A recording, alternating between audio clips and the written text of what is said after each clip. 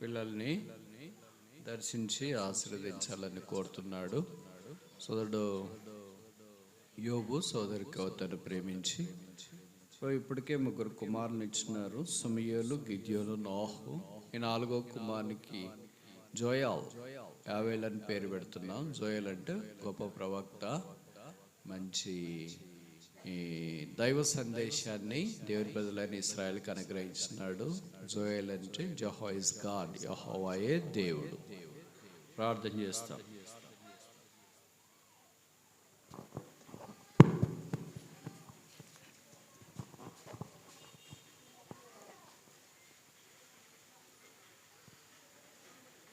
ప్రేమగల తండ్రి, యేసు నామమును బట్టి స్తోత్రాలు. మరి యోబును బట్టి, సోదరి కవితను బట్టి వందనాలు. మీరు ప్రేమించి అనుగ్రహించిన 3 పిల్లలు బట్టి మీకు వందనాలు చెల్లిస్తున్నాము. వారితో పాటు 4వ కుమారుని కూడా మీరు అనుగ్రహించినందుకు స్తోత్రాలు. జోయలకు మేము నామకరణం చేస్తున్నాం.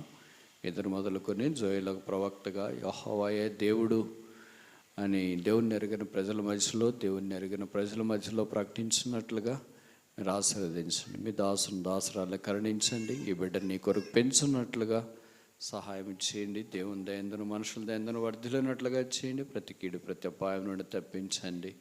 పెరిగి పెద్దవాడై నీ కార్యములు కొరకు సాగిపోవటానికి అనుకూలపరచమని యేసు ప్రభువు నామమున స్తుతించి ప్రార్థిస్తున్నాము తండ్రి.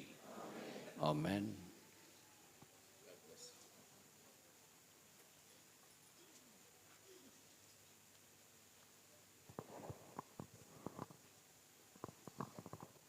తల్ల వంచి మోకరించండి. చివరిగా ప్రార్థన చేసుకుని ఆశీర్వాదం తీసుకుని ముగించు. మహాపరిశుద్ధుడా, పరలోకపు తండ్రి, ఈ ఉన్నతమైన, పరిశుద్ధమైన, ఘనమైన నామాన్ని కొనియాడుతూ పూజిస్తున్నాం.